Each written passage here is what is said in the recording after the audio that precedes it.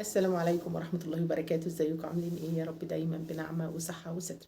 شكرا شكرا شكرا، ميرسي لكم كلكم، ميرسي لتعليقاتكم الجميلة، وكمان ميرسي للتعليقات اللي مش فاهمة ومش مركزة احنا بنقول ايه، وبتخش تقول اي كلام وخلاص. وشكرا للناس اللي مهتمة وبتسأل عليا وبتقولي انت اتأخرت ليه وفي فيديوهات ما نزلتش. بشكركم جدا جدا، ربنا يديمكم في حياتي نعمة، احلى صحاب واحلى اخوات واحلى بنات طبعا. اسئله كتير جدا جدا بعد وصفه الكابرون المبيضه دي. كل الناس بتسالني هل ينفع وصفه الخميره مع وصفه الكابرون؟ هل ينفع نطحن الخميره ونحطها في وصفه الكابرون؟ لا طبعا، انا هجاوبك على كل الاسئله دي في الفيديو ده. سريعا هنقول تاني وصفه الكابرون اللي هي الكريم المبيض. انا قلت لك اهو، احنا جبنا الوصفه بتاعتنا اهي. دي 3 امبولات كابرون. عايزه اقول لك ان انا عملتها لواحده صاحبتي، عشان المره اللي فاتت اتلخبطت وقلت 3 امبولات امريكيه. دول 3 امبولات كابرون، دول 3 امبولات كابرون من هنا، من العلبه دي دي 3 امبولات منها، تمام كده. وامبول واحد امريكي بس. وعملنا طبعا اهو الامريكي، وعملنا طبعا منه اللهم صل وسلم وبارك على محمد تحت العيون بالامريكي.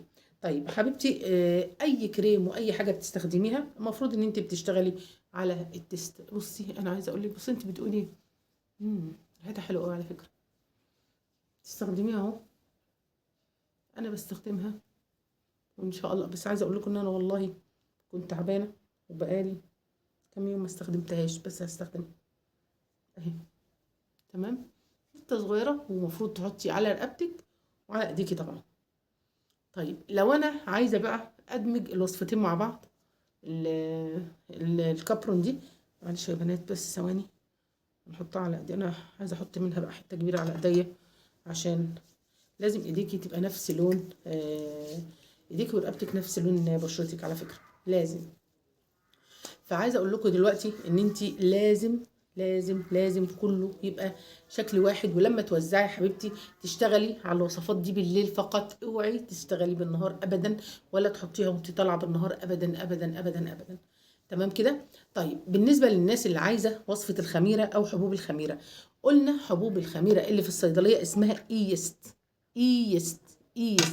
طيب مبدئيا لو انا مش هستخدم وصفه الكابرون دي كل يوم، ممكن استخدمها بالتبادل مع وصفه الفيلر، اللي هي نفس الانبوبه دي الريتش بانسينول. ودي طبعا حاجه جديده، الريتش بانسينول دي هتاخدي نصها مع معلقتين جل صبار، مع 5 راس خميره.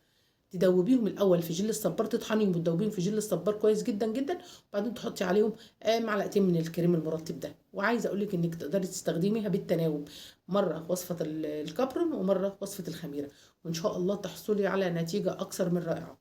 الوصفه حلوه، وانا سمعت دكاتره كتير بيتكلموا عنها وقلت لكم انها مش وصفتي.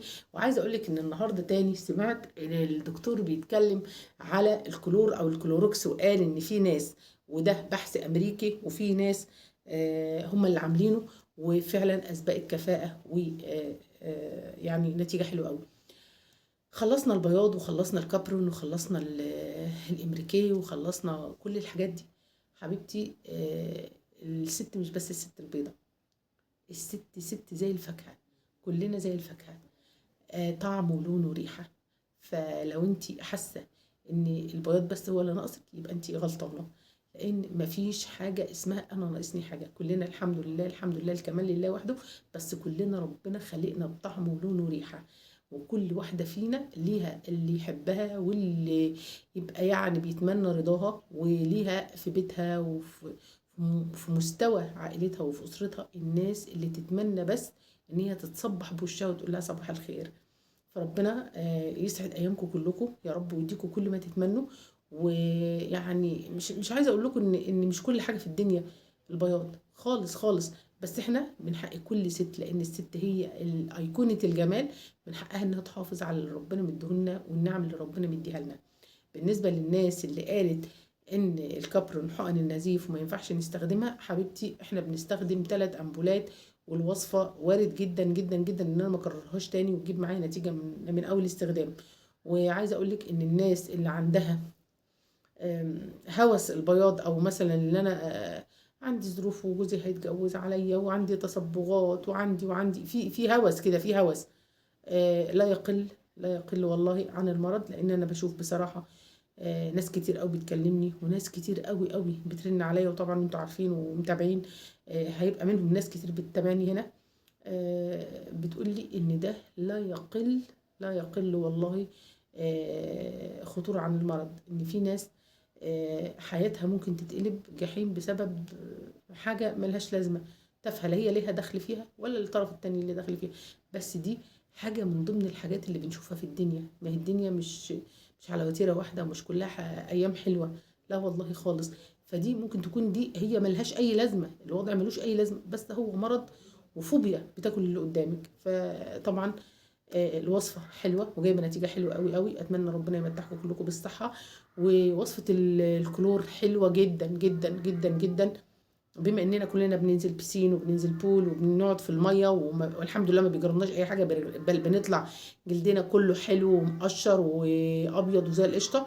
فكل دي وصفات، وان شاء الله تابعيني على القناه عشان هيجيلك بعد كده وصفات حلوه قوي قوي قوي، وجرب. يلا بينا نشوف الفيديو اللي بعد كده ان شاء الله يعجبكم. يلا السلام عليكم ورحمه الله وبركاته.